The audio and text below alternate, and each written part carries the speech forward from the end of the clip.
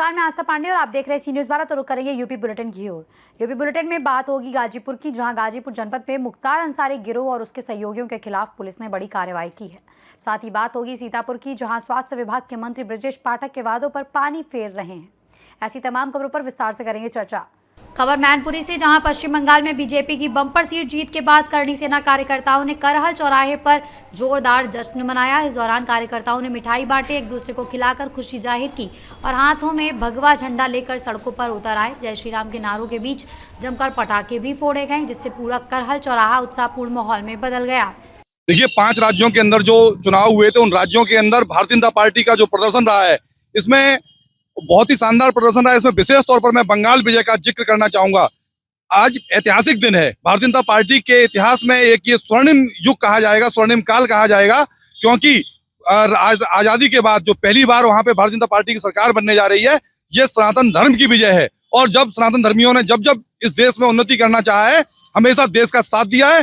और बंगाल जो कहीं ना कहीं पे आंशिक मुस्लिम राष्ट्र बन चुका था, वहां पे जो तुष्टीकरण की राजनीति टीएमसी की, उसकी वजह से जो वहां पे आम हिंदू था, चाहे वो मुर्शिदाबाद का इलाका हो, चाहे तो मालदा का इलाका हो, चाहे वो संदेश खाली का इलाका हो, वहां पे बार बार पलायन हो रहा था और हिंदुओं की वहां पे जो दुर्गति की जा रही थी, आज उस दुर्गति का अंत हुआ है। और आज जो इतिहास रचा गया है, उस खुशी में हम सभी सनातन धर्मियों ने एवं करणी सेना ने यहाँ पर आज जो खुशी मनाई है, ये उसी के उपलक्ष्य में है। देखिए, ये विपक्षी जो दल हैं, ये कहीं ना कहीं पे आप इनको देखेंगे, ये सारे परिवारवादियों का समूह है। और आज एक जो ऐतिहासिक दिन है, चाहे वो तमिलनाडु के अंदर आप देखिए कि वहां पे एक टीवी के एक जो हमारे एक्टर है, सुपरस्टार है थलपति विजय, उन्होंने एक नई पार्टी बनाई, नई नवेली पार्टी ने जो वहां पे इतिहास रचा है।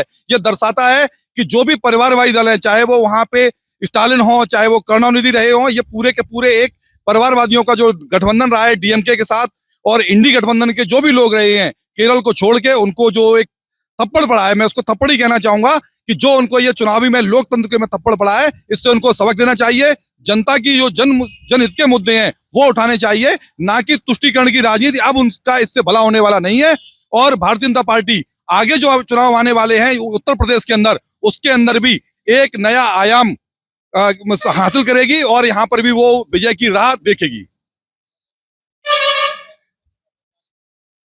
देखिए, ये जो विजय है, ये बूस्टिंग वाली विजय है। इससे जो भारतीय जनता पार्टी के कार्यकर्ता हैं, जो सनातन धर्मी हैं और जो राष्ट्रवादी लोग हैं, उनके अंदर एक नई ऊर्जा का संचार हुआ है। और ये ऊर्जा उत्तर प्रदेश के आने वाले चुनाव में माननीय योगी आदित्यनाथ जी के नेतृत्व में यहाँ पर भी एक राष्ट्रवादी सरकार फिर से बनेगी और तीसरी बार योगी आदित्यनाथ जी हैट्रिक लगाएंगे। इसकी वजह मैं बताता हूँ। बंगाल के अंदर योगी आदित्यनाथ जी स्टार कैंपेनर थे। उन्होंने वहां पे 40 से अधिक रैलियां की और वो रैलियों की वजह से वहां पे जो अब बोलते ना बुलडोजर वाले बाबा का जो नाम चमक गया है पूरे देश के अंदर, हर जगह उनकी डिमांड बढ़ गई है। तो उत्तर प्रदेश तो हमेशा से ही एक धरती रहा है, क्रांति की धरती रहा है, क्रांतिकारियों की धरती रहा है। यहाँ पर भी योगी आदित्यनाथ जी के नेतृत्व में एक तीसरी बार हैट्रिक लगाएंगे और तीसरी बार बहुत ही बहुमत की सरकार बनाएंगे। मैनपुरी से सी न्यूज़ संवाददाता कैलाश गुप्ता की रिपोर्ट। खबर गाजीपुर से, जहां जनपद में मुख्तार अंसारी गिरोह और उसके सहयोगियों के लिए खिलाफ बड़ी पुलिस ने कार्रवाई करते हुए ऑपरेशन वज्र के तहत बीती रात 5 थानों की 12 पुलिस टीमों द्वारा एक साथ दबिश दी। इस दौरान गिरोह के कुल 61 लोगों को निशाना बनाया गया और करीब 24 संदिग्ध सहयोगियों को हिरासत में लेकर उनके वर्तमान क्रियाकलापों व शस्त्र लाइसेंस की जानकारी जुटाई गई, जबकि मौके पर नहीं मिले लोगों के परिजनों को हिदायत देकर उनकी तलाश तेज कर दी गई है। पुलिस के अनुसार जिन 61 लोगों पर कार्रवाई हुई, उनके नाम से पूर्व में शस्त्र लाइसेंस थे, जिन्हें पहले से ही निरस्त किया जा चुका है। और गिरोह के कुल 90 शस्त्र लाइसेंस रद्द किए गए थे, जिनका फिजिकल वेरिफिकेशन जारी है। साथ ही पूछताछ किए गए लोगों के डोजियर भी तैयार किए जा रहे हैं। इस दौरान पुलिस ने मुख्तार अंसारी के परिवार के सदस्यों से भी पूछताछ की और उनके नाम पर रहे शस्त्र लाइसेंस व फरार चल रही उनकी पत्नी अफसा अंसारी के संबंध में जानकारी भी जुटाई। IS 191 मुख्तार अंसारी का जो गैंग है, उसके सदस्यों के द्वारा कुछ अवांछनीय गतिविधियां जनपद में की जा रही हैं एवं माहौल बिगाड़ने के प्रयास भी किए जा रहे हैं। उसी के क्रम में गाजीपुर पुलिस के द्वारा ऑपरेशन वज्र चलाया गया, जिसमें 61 लोग जो चिन्हित लोग थे IS 191 गैंग के, उन सदस्यों के यहाँ पर हमारी 12 टीमें एक साथ 5 थाना क्षेत्रों में रेड हुई है और उनके वहाँ से लगभग 24 लोगों को, 2 दर्जन लोगों को अभी तक हिरासत में लेके उनसे पूछताछ की जा रही है। इसके अतिरिक्त जो लोग उपस्थित नहीं मिले हैं उनको भी उनके परिजनों को हिदायत की गई है एवं उनके लिए भी विभिन्न जनपदों में हमारी टीमें इस समय गई हैं ताकि उनको भी हम लोग पूछताछ के लिए ला सकें। गहनता से उनसे पूछताछ की जा रही है। ये वो 61 लोग हैं जिन सब के पास असलहा थे और इनके असलहों कर विभिन्न स्तर पर कार्रवाइयाँ निलंबन या निरस्तीकरण की हुई हैं।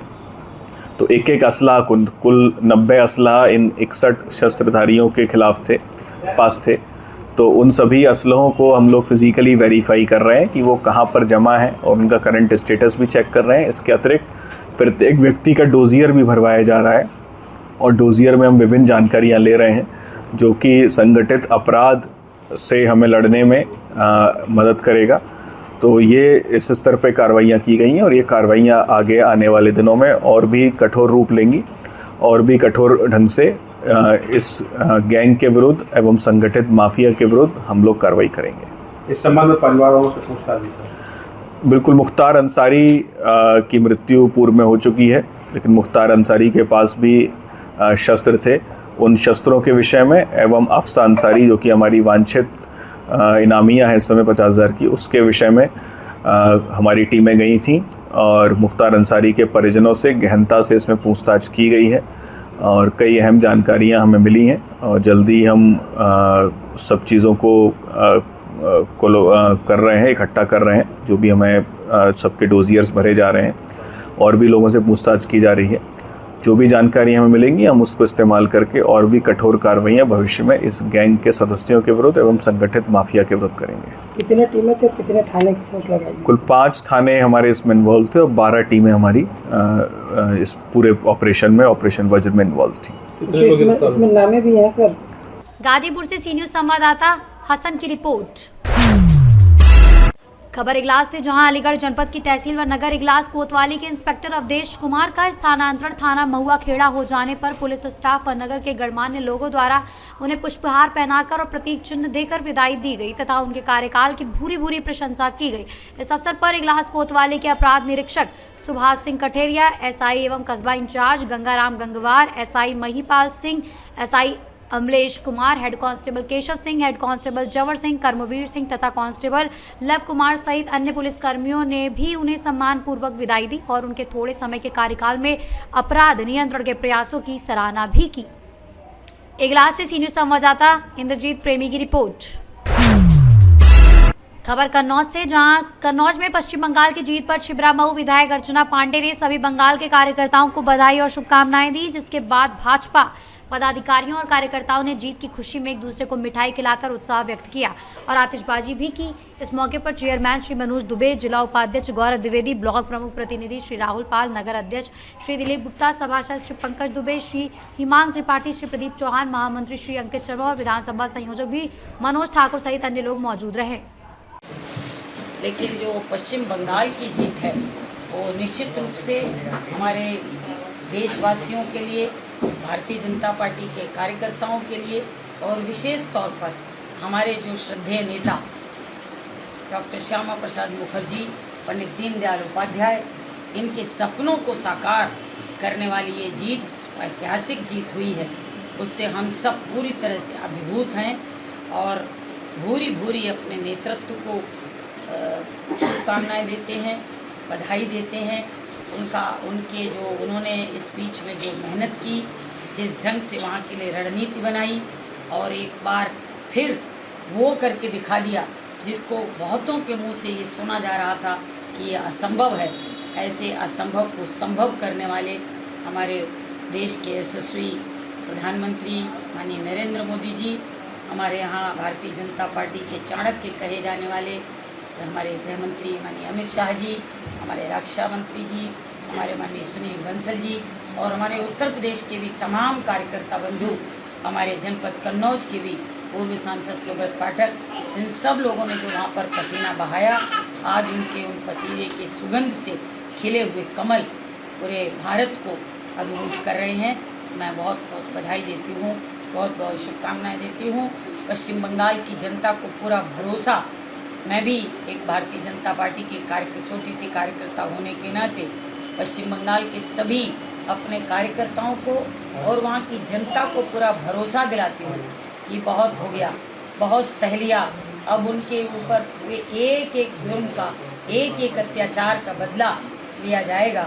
और वहाँ जिन लोगों ने भी भारतीय जनता पार्टी के कार्यकर्ताओं के साथ जो अभद्र दुर्व्यवहार किया है, उसके गिन गिन कर हम लोग उनका निपटारा करेंगे। ये और हमारे उत्तर प्रदेश के यशस्वी मुख्यमंत्री जी ने भी बहुत मेहनत की है वहाँ पर, उनके लिए भी बहुत बहुत आभार व्यक्त करती हूँ। इसी के साथ आप सबका भी बहुत बहुत धन्यवाद। कन्नौज से सी न्यूज़ संवाददाता महेश गौड़ पप्पू की रिपोर्ट। खबर शाहजहांपुर से, जहां जनपद के थाना बंडा क्षेत्र के ग्राम और खेड़ा निवासी एक मिल कर्मचारी द्वारा आत्महत्या किए जाने का सनसनीखेज मामला सामने आया है। मृतक मनोज कुमार गंगवार ने बजाज शुगर मिल मकसूदापुर के कुछ अधिकारियों पर गंभीर प्रताड़ना का आरोप लगाते हुए एक सुसाइड नोट छोड़ा है। पुलिस ने शव को कब्जे में लेकर पोस्टमार्टम के लिए भेज दिया है। पुलिस अधीक्षक को संबोधित पत्र में मनोज ने स्पष्ट रूप से बजाज ग्रुप के एमडी अजय शर्मा और यूनिट हेड भूपेंद्र सिंह पर मानसिक उत्पीड़न का आरोप लगाया है। मृतक ने लिखा है कि उसे लगातार नौकरी से निकालने की धमकी दी जा रही थी, जिससे तंग आकर वो यह कदम उठाने को मजबूर हुआ।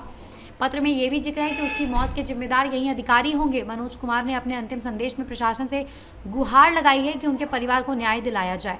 उन्होंने मांग भी की है कि चीनी मिल में जमा उनका पीएफ और बीमा का पैसा उनके परिवार को दिलाया जाए, ताकि बच्चों और पत्नी का गुजारा हो सके। पीड़ित ने मोबाइल में कुछ रिकॉर्डिंग्स होने की बात भी कही है। शाहजहांपुर से सी न्यूज़ संवाददाता रवि की रिपोर्ट। खबर सीतापुर से, जहां सीएमओ और स्वास्थ्य विभाग के अधिकारियों की कार्यशैली पर सवाल उठाते हुए आरोप लगाया जा रहा है कि स्वास्थ्य मंत्री ब्रजेश पाठक के निर्देशों के बावजूद जिले का स्वास्थ्य विभाग लापरवाही बरत रहा है और निष्पक्ष जांच नहीं हो पा रही है। मामला सामुदायिक स्वास्थ्य केंद्र सांडा सकरन से जुड़ा बताया जा रहा है, जहां झोला छाप डॉक्टरों द्वारा अवैध रूप से अस्पताल संचालन करने के आरोप लगाए गए हैं, जिसमें ग्राम प्रधान राम गोपाल की मार्केट और प्राचीन लालापुर मंदिर के सामने 4 अस्पताल चलने की बात भी कही गई है। सीएससी अधीक्षक आनंद मिश्रा ने कहा कि मामले की जांच कर कार्रवाई की जाएगी, जबकि स्थानीय लोगों का सवाल है कि आखिर इस पूरे मामले में स्वास्थ्य विभाग के उच्च अधिकारी और जिला अधिकारी कब तक अनजान बने रहेंगे और कब निष्पक्ष जांच होगी। नाम बता दीजिए थोड़ा एक बार। अखिलेश कुमार, कहाँ से हो? कितने से आप यहाँ कार्य कर रहे हो? 5 साल। सीतापुर से सी न्यूज़ संवाददाता अंकित अवस्थी की रिपोर्ट। फिलहाल इस यूपी बुलेटिन में बस इतना ही। बाकी देश और दुनिया की तमाम बड़ी खबरों के लिए बने रहिए सी न्यूज़ भारत के साथ।